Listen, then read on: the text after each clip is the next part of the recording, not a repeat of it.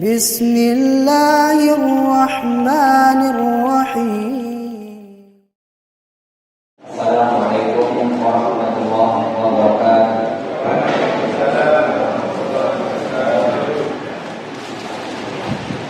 Innal hamdalillah nahmaduhu wa nasta'inuhu wa nastaghfiruh wa na'udzu billahi min shururi anfusina wa sayyiati a'malina. Man yahdihillahu fala mudilla lahu wa man yudlil fala hadiya lahu. Wa asyhadu an la ilaha illallah wahdahu la syarika lahu wa asyhadu anna Muhammadan 'abduhu wa rasuluhu la nabiyya wa la rasula ba'dahu. Faqad qala Allah ta'ala fi kitabihil karim, a'udzu billahi minasy syaithanir rajim. Ya ayyuhalladzina amanu taqullaha haqqa tuqatih wa la tamutunna illa wa antum muslimun. Ya ayyuhan nasu taqu rabbakum alladzi khalaqakum min nafsin wahidah wa khalaqa minha zawjaha wa batha minhuma rijalan katsiran wa nisaa'a wattaqullaha alladzi tasaaluna bihi wal arham innallaha kana 'alaykum raqiba. Ya ayyuhalladzina amanu taqullaha wa qulu qawlan sadida yuslih lakum a'malakum wa yaghfir lakum dhunubakum wa man yuti'illaha wa rasulahu faqad faza fawzan 'azima. Amma ba'du. Fa inna asdaqal hadithi kitabullah wa khairal huda Muhammadin sallallahu alaihi wasallam wa syarrul umuri muhdatsatuha fa inna kulla muhdatsatin bid'ah wa kulla bid'atin dhalalah wa kulla dhalalatin fi nar. Ma'asyiral muslimin rahimani wa rahmatullah, para jamaah kajian Masjid Al-Jariyah At-Talaq Surabaya yang semoga dimuliakan oleh Allah Subhanahu wa ta'ala. Alhamdulillah, malam hari ini kita masih diberikan kemudahan oleh Allah Subhanahu wa ta'ala untuk melangkahkan kaki kita ke salah satu rumah Allah Subhanahu wa ta'ala yang mubarak ini, insyaallah dalam keadaan sehat dan walafiat. Melaksanakan salat maghrib berjamaah dilanjutkan dengan kajian tafsir As-Sa'di yang mudah-mudahan dengan hadirnya kita di majlis ini Allah Subhanahu wa ta'ala berikan keberkahan terhadap kita. Allah tambahkan ilmu dan wawasan kita. Allah tambahkan iman, Allah tambahkan takwa kita kepada Allah Subhanahu wa ta'ala. Amin ya rabbal alamin. Kita juga berdoa kepada Allah Subhanahu wa ta'ala, mudah-mudahan Allah Subhanahu wa ta'ala senantiasa memberikan keikhlasan, keistiqomahan, kesabaran di dalam setiap aktivitas ibadah kita. Semoga Allah ampuni segala dosa-dosa kita, dosa kedua orang tua kita, dosa guru kita. Semoga Allah mudahkan segala urusan kita. Allah lindungi kita dari segala macam musibah, bala maupun wabah penyakit, dan mudah-mudahan Allah mewafatkan kita dalam keadaan husnul khotimah. Amin ya rabbal alamin. Ikhwatal iman rahimani wa rahmatullah. Kita lanjutkan kajian kita dari tafsir As-Sa'di bagian Islamna, dan pada pertemuan sebelumnya kita masih dalam pembahasan tafsir surah Al-Insyirah atau surah Asy-Syaqqah atau surah Al-Ashrah. Kita telah membahas ayat Al-Ashrah laka sadrak. Bukankah kami telah melapangkan terhadap dirimu wahai Muhammad dadamu, wa wada'na anka wizrak, dan kami telah hilangkan darimu bebanmu, alladzi anqadha dhahraka, yang telah memberatkan punggungmu, wa rafa'na laka dzikraka, dan kami telah angkat sebutan namamu, fa inna ma'al usri yusra, sesungguhnya bersama kesulitan itu ada kemudahan. Inna ma'al usri yusran, sesungguhnya bersama kesulitan itu ada kemudahan. Ikhwani rahimani wa rahmatullah, kita telah menyelesaikan pembahasan ayat-ayat tersebut dan kita sampai pada ayat-ayat akhir, yaitu fa idza faragta fansab wa ila rabbika farghab. Ini belum kita bahas karena kebetulan kemarin ya sudah ada Isya dan kita belum menyelesaikan pembahasan dari sholat itu. Baik, barakallahu fikum, silakan dibacakan tafsir dari ayat yang ke-7 dan ke-8.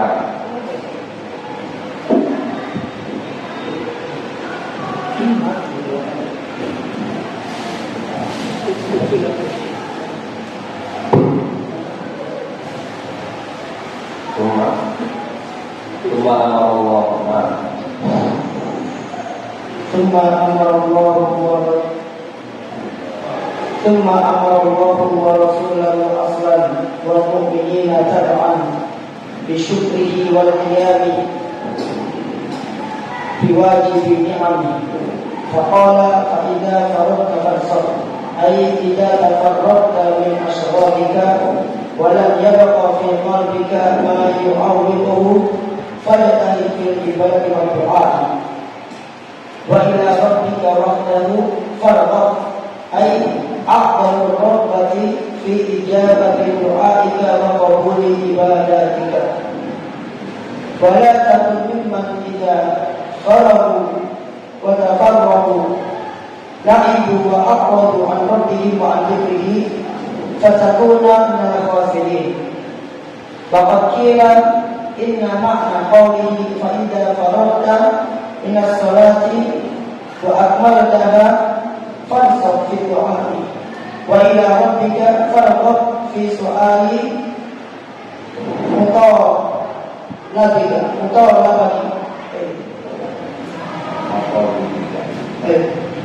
في سؤال مطالبك. واستدل من قال بهذا القول على مشروعية الدعاء والذكر. Terus baik. Tidak hanya itu, akibat salawatul maktubati wallahu a'lam bidzalika tamat wa yuqallil al-haq. Baik, barakallahu fikum. Pada ayat yang ke-7 dan ke-8. Tsumma amara Allahu rasulahu aslan.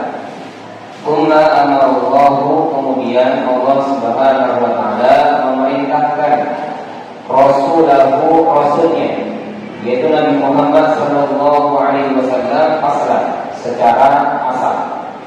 Secara asal Allah memerintahkan kepada Nabi Muhammad sallallahu alaihi wasallam wal mu'minina taba'an, dan terhadap orang-orang mukmin setelahnya. Maksudnya setelah Rasulullah sallallahu alaihi wasallam diperintahkan oleh Allah Subhanahu wa taala, maka juga berlaku perintah tersebut terhadap orang-orang mukmin. Apa perintah Allah Subhanahu wa taala? Bisyukrihi, yaitu mensyukurinya atau bersyukur kepada Allah Subhanahu wa taala. Allah Subhanahu wa taala memerintahkan secara asal kepada Nabi Muhammad untuk bersyukur. Tapi juga berikutnya kita semua orang-orang yang mengaku beriman harus juga bersyukur kepada Allah Subhanahu wa taala. Wal qiyami biwajibi ni'amihi, dan menunaikan dalam kewajiban, yaitu terhadap atau atas nikmat yang Allah berikan terhadapnya. Menunaikan kewajiban atau konsekuensi dari apa berupa nikmat yang telah Allah berikan terhadap kita. Orang iman, rahimani wa rahmatullah. Allah perintahkan Rasulullah sallallahu alaihi wasallam dan orang mukmin secara umum untuk bersyukur kepada Allah Subhanahu wa taala dan menunaikan kewajiban dari konsekuensi nikmat yang Allah berikan terhadap kita tersebut. Jadi pemberian nikmat kepada kita itu ada konsekuensi, ada kewajiban yang harus kita tunaikan. Bukan hanya menerima nikmat setiap hari dari Allah lalu kita tidak menunaikan kewajibannya. Faqala, lalu Allah berfirman, fa idza faragta fansab, apabila engkau telah selesai, maksudnya selesai dari satu urusan, fansab, maka bersungguh-sungguhlah kamu, maksudnya bersungguh-sungguhlah di dalam mengerjakan urusan yang lainnya. Kalau kamu sudah selesai dari satu urusan, maka lanjut sungguh-sungguh di dalam mengerjakan urusan berikutnya, urusan yang lainnya. Ai idza tafarraqta min ashghalika, ai maksudnya jika kamu telah selesai dari kesibukan-kesibukanmu, dari kesibukan kita secara umum, walam yubqa fi qalbika ma yu'awwiquhu, dan tidak tersisa pada hatimu ma yu'awwiquhu, yang memberatkan hatimu, fajtahid fil ibadati wal du'a'i, maka bersungguh-sungguhlah di dalam beribadah dan berdoa. Iwan iman rahimani wa rahmatullah. Penafsir atau Syekh Sa'di yang mentafsir ayat ini menafsirkan atau menjelaskan, memberikan takwil bahwasanya fa idza faragta fansab, kata beliau, apabila engkau telah selesai dari kesibukanmu, maka bersungguh-sungguhlah di dalam beribadah kepada Allah Subhanahu wa taala dan berdoa.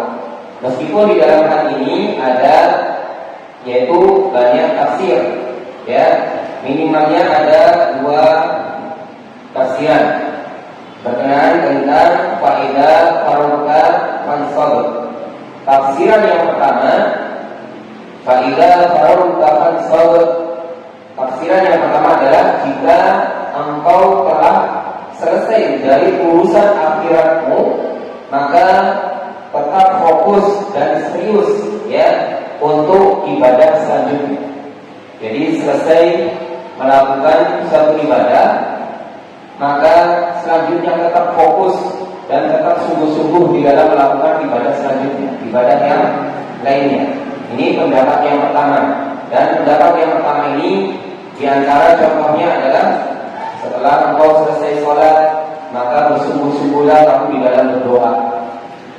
Setelah engkau selesai tasyahud, maka berdoalah kepada Allah Subhanahu wa taala di dalam urusan akhiratmu. Ada juga yang memberi contoh, setelah engkau selesai berdakwah, maka tegakkanlah jihad. Ada juga yang memberikan contoh, jika engkau telah selesai dari perkara-perkara yang wajib, yaitu ibadah-ibadah yang sifatnya wajib, maka jangan lupa kerjakan perkara-perkara yang sunnah. Jadi tafsiran yang pertama, fa'idza faragta fansab, apabila engkau telah selesai dari urusan ibadah, maka tetaplah fokus, serius, sungguh-sungguh dalam urusan ibadah yang lainnya. Dan pendapat yang kedua atau tafsiran yang kedua, fa'idza faragta fansab, maknanya adalah apabila engkau selesai dari urusan duniamu, maka hendaklah fansab, hendaklah tetap semangat dan fokus untuk urusan akhirat.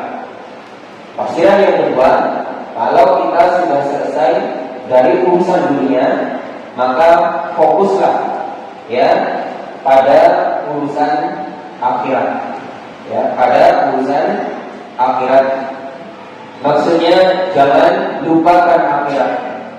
Di antara contohnya adalah ketika selesai kita ya bekerja mencari nafkah, jangan lupa kita tetap beribadah kepada Allah Subhanahu wa taala. Wa bataghi fima ataqallahu darul akhirah wa la tansa nasibaka minad dunya. Dan carilah pahala ya negeri akhirat dengan apa yang telah dianugerahkan oleh Allah padamu, tetapi janganlah engkau lupa ya urusan duniamu. Di antara contohnya juga fa idza qudiyatis shalatu fantashiru fil ardi wabtaghu min fadlillah.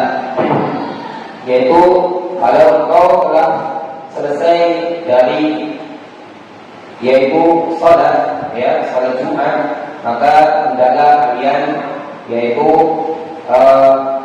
bertebaran di muka bumi untuk ya mencari karunia dari Allah Subhanahu wa taala. Intinya setelah urusan dunia jangan lupa akhirat. Setelah juga kita melakukan urusan akhirat juga jangan lupa urusan dunia yang juga merupakan ya kebutuhan kita. Baiklah, jadi itu diantara tafsiran dari kaidah barokah wal sabat. Barakallahu fikum. Selanjutnya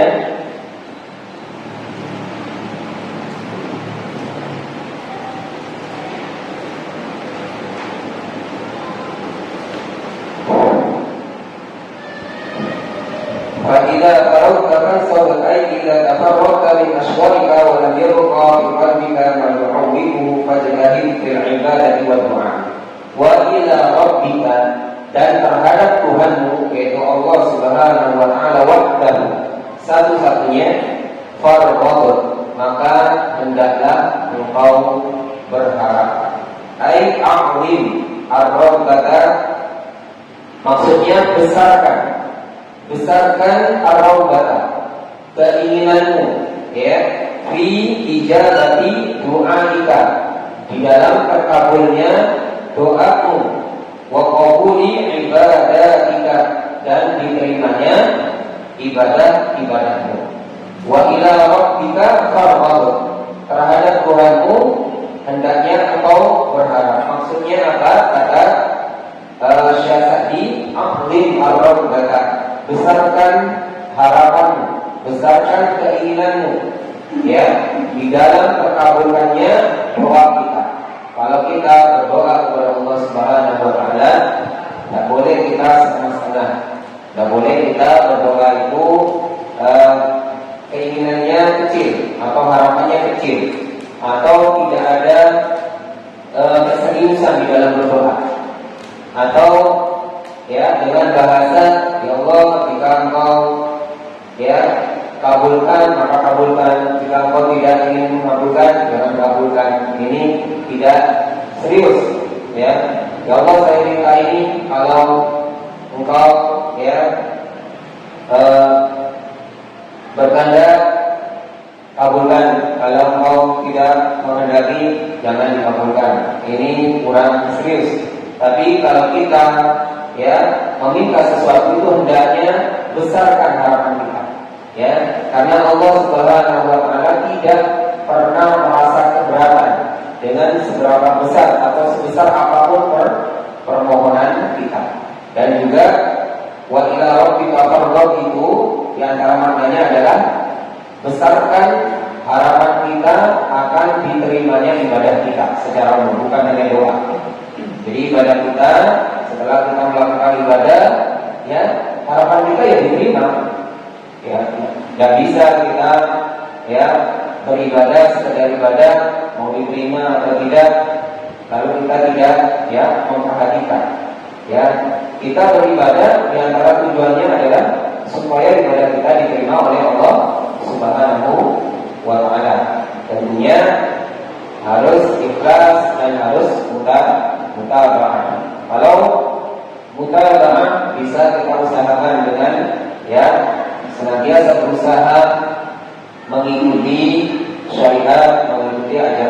Rasulullah Sallallahu Alaihi Wasallam. Namun kalau keikhlasan ini ya harus diupayakan, ya harus diupayakan. Meskipun teorinya kita sudah menguasai, ya teorinya sudah kita kuasai, namun belum tentu di dalam mempraktekkan keikhlasan ini, ya setiap muslim itu bisa ya benar-benar ya memberikan porsi yang cukup terhadap ya arti sebuah keikhlasan. Oleh karena itu kita ya berusaha berupaya untuk ikhlas karena Allah Subhanahu Wa Taala dan berharap ya amal kita diterima. Rasulullah Sallallahu Alaihi Wasallam di dalam doanya setiap paginya, Allahumma inni as'aluka ilman nafi'an wa rizqan thayyiban wa amalan mutaqabbalan. Ya Allah, sesungguhnya aku memohon kepadamu ilmu yang bermanfaat, rezeki yang baik, dan amal yang diterima. Amalannya ya diharapkan diterima oleh Allah Subhanahu Wa Taala. Karena ya kalau kita beramal sebanyak apapun, tapi kalau tidak diterima oleh Allah Subhanahu Wa Taala, naudzubillah, ya sia-sia, percuma ya amalan kita. Maka yang terpenting adalah diterimanya amal kita. Yang terpenting adalah diterimanya amal kita. Meskipun sedikit, tapi diterima itu lebih baik daripada banyak tapi tidak diterima. Apalagi banyak diterima. Ini alhamdulillah. Barakallahu fikum. Wala takun, dan janganlah kamu menjadi mimman dari orang idza farahu wa tafarrahu, apabila mereka telah selesai ya la'ibu, mereka bermain-main, wa a'radu, dan berpaling an rabbihim, dari Tuhan mereka, wa an dzikrihi, dan dari mengingatnya atau berzikir terhadap Allah Subhanahu Wa Taala, fatakuna minal khasirin, maka kamu nanti menjadi orang yang merugi. Ya, jangan kita menjadi orang-orang yang kalau sudah selesai dari satu urusan, kalau kita menggunakan tafsir yang pertama, urusan yaitu urusan akhirat, umpamanya kita selesai dari satu ibadah, melakukan, mengerjakan, melaksanakan suatu ibadah, lalu kita bermain-main, kita lalai, kita tidak yaitu lanjut kepada ibadah yang lainnya, kita malah ya bermain-main dan berpaling dari Allah Subhanahu Wa Taala, lupa kepada Allah Subhanahu Wa Taala, tidak berzikir kepada Allah Subhanahu Wa Taala, maka ini adalah ciri-ciri orang yang rugi. Apabila menggunakan tafsiran yang kedua, yaitu setelah kita selesai dari satu urusan dunia, ya, maka janganlah sampai kita yaitu bermain-main, ya, atau mengerjakan perkara yang tidak bermanfaat, yang menyebabkan kita berpaling dari mengingat Allah Subhanahu Wa Taala. Intinya selesai dari urusan apapun, baik itu urusan akhirat maupun urusan dunia, maka hendaknya setelah itu kita jangan kasih kesempatan untuk yaitu perkara-perkara yang sia-sia, tapi langsung fokus. Makanya setiap muslim sebagaimana dicontohkan oleh Rasul kita Sallallahu Alaihi Wasallam di dalam kehidupan sehari-harinya, beliau seakan-akan ya kehidupannya itu tertata dengan baik, tertata dengan rapi. Meskipun ya kalau kita perhatikan, beliau tidak pernah menulis jadwal kehidupan sehari-hari beliau. Tidak ada jadwalnya, tidak tertulis ya ada satu ya kertas atau apapun. Namun ya kehidupan beliau Sallallahu Alaihi Wasallam dari pagi harinya sampai tidur lagi, sampai bangun ya di tengah malam, sampai bangun ya di pagi hari salat subuhnya, itu menjadi rutinitas yang semuanya itu solid dan diridhoi oleh Allah Subhanahu wa taala. Wa qad qila, dan sungguh juga dikatakan atau ada yang berpendapat inna makna qaulihi, bahwasanya makna dari firman Allah Subhanahu wa taala fa idza faragta fansab, itu maksudnya adalah fa idza faragta minas sholati, apabila engkau selesai dari sholat. Maksudnya kita kalau sudah selesai dari sholat, wa akmaltaha, lalu kita telah menyempurnakan sholat tersebut, fansab fi du'ai, lalu hendaknya kamu bersungguh-sungguh di dalam berdoa. Ya, ini juga sudah saya sampaikan di pendapat yang pertama tadi. Yang antara contohnya adalah ketika kita selesai dari sholat, maka hendaknya kita bersungguh-sungguh di dalam berdoa. Sholat ini adalah urusan akhirat, lalu kita fokus dan sungguh-sungguh dalam urusan akhirat berikutnya, yaitu doa. Jadi kalau kita selesai sholat, harus kita sempatkan berdoa kepada Allah Subhanahu wa taala. Wa ila fansab fi du'a wa ila rabbika farghab fi su'ali maqalibika, dan terhadap Tuhanmu yaitu Allah Subhanahu wa taala farghab, maka hendaknya kamu berharap fi su'ali maqalibika, di dalam permohonan atau permintaan terhadap semua keinginanmu, apa saja yang menjadi keinginan keinginan kita, cita-cita kita, itu hendaknya kita sungguh-sungguh di dalam berharap terkabulkannya doa kita tersebut. Wastadalla, dan beristidlal atau menjadikan dalil man qala bi hadzal qawli, orang atau ulama yang berpendapat dengan pendapat ini, yaitu berpendapat dengan pendapat faida farauta fansod, itu dikatakan kalau kamu sudah selesai dari sholat, hendaknya kamu sungguh-sungguh di dalam berdoa. Maka ulama beristidlal dengan pendapatnya tersebut, dengan pendapat ini, ala masyru'iyyatid du'ai, atas disyariatkannya doa, wal dzikri, dan zikir, akibas shalawatil maktubati, yaitu di belakang salat 5 waktu atau salat maktubah, salat wajib, salat fardu.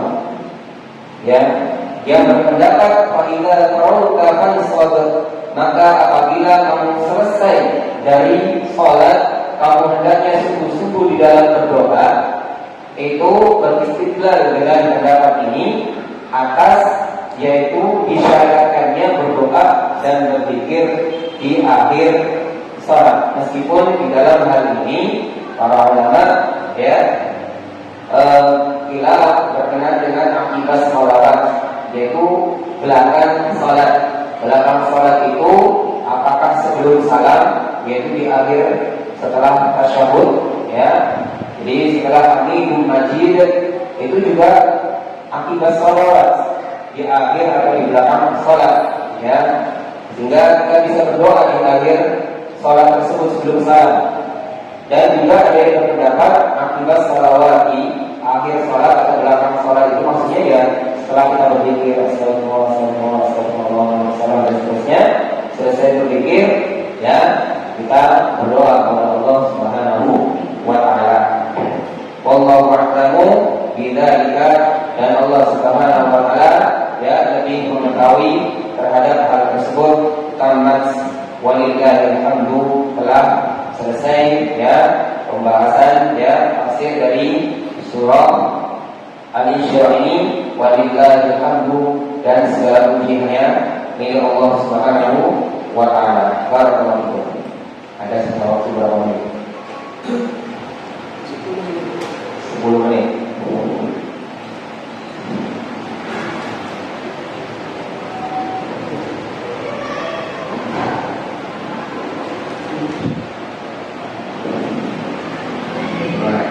Mau lanjut surah Al-Duha atau tanya jawab?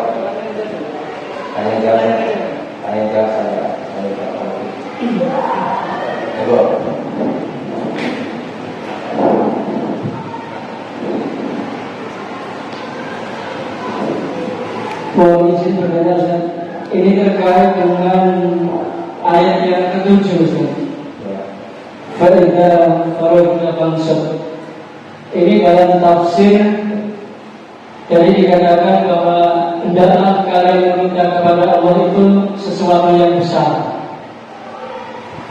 Akan tapi saya pernah membaca hadis, kalau tidak keliru artinya hendaklah kalian berdoa kepada Allah meskipun hanya tali sendalmu yang putus. Ini kan perkara yang kecil Ustaz. Kalau dibandingkan dengan tafsir yang tadi, hendaklah kalian berdoa kepada Allah sesuatu yang besar. Ini penjelasannya gimana Ustaz? Saya jawab. Baik, nah, jadi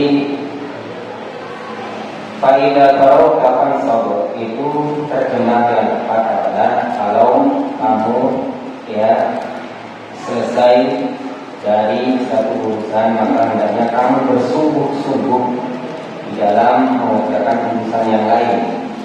Ya, kalau dibawa pada tafsiran yang pertama yaitu akhirat ke akhirat, maka maknanya adalah apabila kamu selesai dari urusan akhiratmu, maka fokuslah ya sungguh-sungguhlah dalam urusan akhirat yang lainnya. Di antara contohnya adalah kalau kamu selesai dari sholat, maka hendaknya kamu bersungguh-sungguh ya, kamu fokus serius di dalam berdoa. Bukan diartikan bahwa kalau kamu selesai sholat berdoalah yang besar. Bukan doanya atau permintaannya besar, bukan. Tapi sungguh-sungguh, kesungguhannya itu, keseriusannya itu, fokusnya itu, konsentrasinya itu. Jadi meskipun permintaannya kecil, tetap harus mintanya sungguh-sungguh. Jadi tidak salah apa yang disampaikan tadi berkenaan dengan hadis, dan meskipun itu hanya tali sandal yang putus.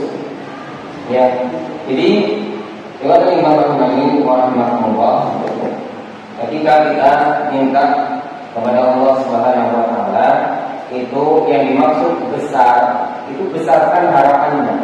Bukan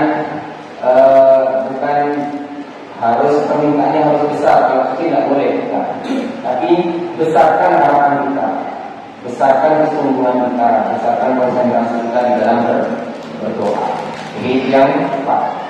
Jadi boleh kita berdoa apapun, ya, dari yang paling kecil sampai yang paling besar sekalipun, itu tidak ada yang menghalang bagi Allah untuk bisa mengabulkan doa tersebut. Allah itu ya tidak merasa berat dengan permohonan kita.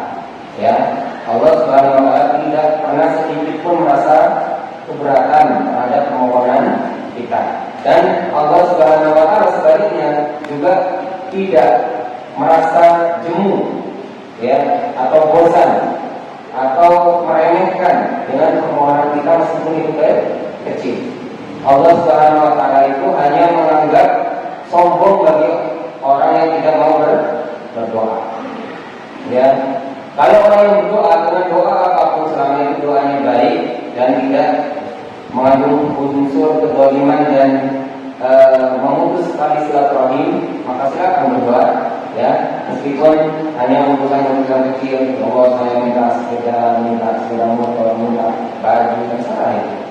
Allah juga tidak akan jemu menjawab ya permohonan kita sekecil apapun, dan Allah tidak merasa keberatan dengan permohonan kita sebesar apapun.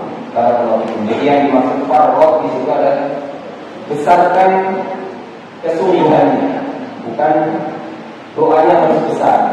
Nah, kalau yang lainnya.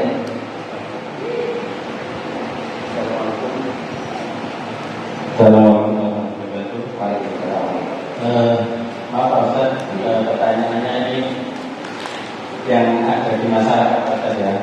Ada dua Pak Ustaz. Yang pertama, di masyarakat di lingkungan kita, khususnya tempat saya Pak Ustaz, itu ada keyakinan itu mengamalkan membaca surat Al-Insyirah itu sebanyak 40 kali setelah sholat fardu dan bisa mendapatkan rezeki yang tidak disangka-sangka dari arah manapun. Keyakinan mereka itu semacam itu Pak Ustaz. Apakah ada riwayat dari Rasulullah semacam itu? Terus yang kedua tentang apa abdulnya berdoa Pak Ustaz.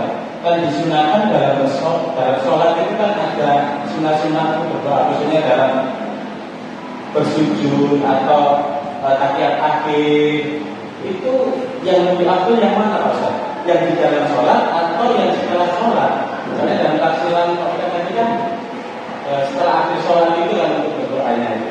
Padahal untuk yang dicontohkan Rasulullah dan Rasulullah kan juga ada sunah-sunah dalam berdoanya, dalam bacaannya itu Pak Ustaz. Wassalamualaikum warahmatullahi wabarakatuh.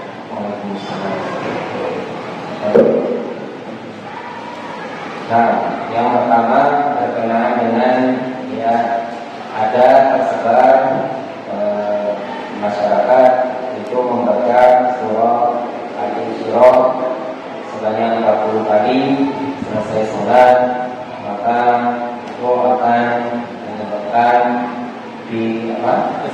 dilapangkan rezeki. Hukum ini ya perlu mendatangkan dalil, perlu mendatangkan hadis tersebut kalau itu diklaim sebagai hadis. Kalau tidak, ya, kalau tidak maka dia telah berkata sesuatu yang dinisbatkan kepada Rasulullah SAW, padahal Rasulullah SAW tidak pernah mengatakannya. Maka orang-orang yang seperti ini ya siap-siap ya kalau ada orang-orang yang berkata atas nama Rasulullah SAW dan ternyata Rasulullah tidak pernah mengatakan hal tersebut, maka siap-siaplah ya mengambil tempat duduknya di neraka. Waliyadzubillah. Jadi tidak sembarangan dalam ya masalah hadis, apalagi ini kata Rasulullah SAW, tapi bukan dari Rasulullah SAW. Dan ya sepengetahuan kami ya apa yang menjadi ya keyakinan tersebut itu tidak benar, ya tidak benar. Barakallahu. Terus yang kedua berkenaan dengan akibat sholawati al-maktubah, itu sudah saya sampaikan tadi bahwasanya itu ada khilaf berkenaan dengan akibat sholawati al-maktubah, yaitu akhir atau belakang dari sholat-sholat yang maktubah, yang fardu, yang 5 waktu. Jadi akibat sholawati al-maktubah, namanya akibat itu belakang, akhir itu ya bisa yaitu sebelum salam dan juga bisa setelah salam. Banyak juga yang berpendapat setelah salam. Jadi kita tidak menafikan bahwasanya ada pendapat tersebut. Namun solusinya bagi yang berpendapat akibat sholawat yang maktubah itu adalah setelah sholat fardu, maka hendaknya zikir setelah sholat itu diselesaikan dulu, ya. Ya astagfirullah, Allahumma kasalam wa kasalam dan seterusnya. Selesai zikirnya itu, baru ya kita memohon apa saja terserah, ya kita berdoa kepada Allah Subhanahu Wa Taala terserah, ya. Namun kalau kita mengambil pendapat yang pertama yaitu akibat sholawatul maktubah, itu adalah di belakang sholat, maksudnya sebelum salam, ya, maka ya perbanyak ya doa kita ketika sholat, kita membaca ya innaka hamidum majid, dan boleh kita dengan Allahumma inni amin, ada di kanannya maupun ada di kolom nanti mahdia wal mamat dan seterusnya. Kita berdoa dengan doa-doa umum, ya, dengan doa-doa ya umum, perbanyak doa, dan juga ketika sujud, ya. Jadi tidak ada ini lebih afdol, itu lebih afdol, ya. Jadi ya setelah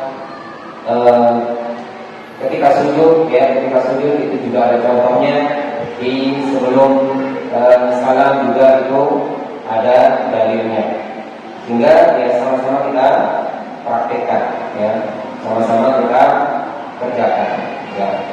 Tayyibah hukum. Dan seandainya ya pendapat yang setelah sholat itu berdoa, maka itu juga tidak salah. Karena apa?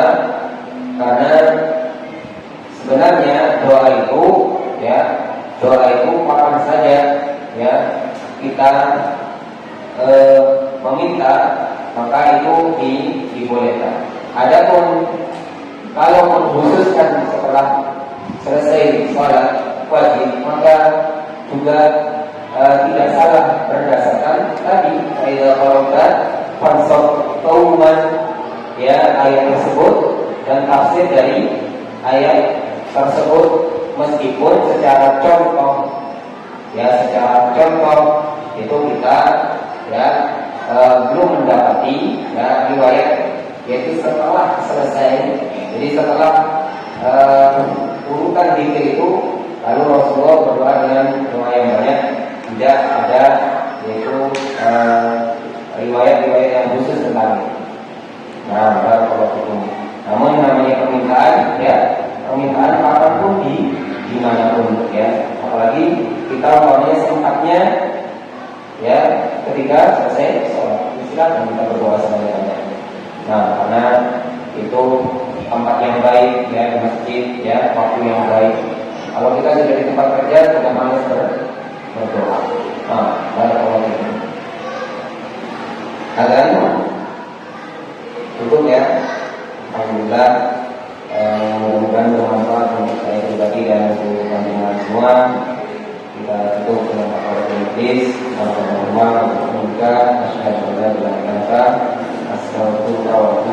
Assalamualaikum warahmatullahi wabarakatuh.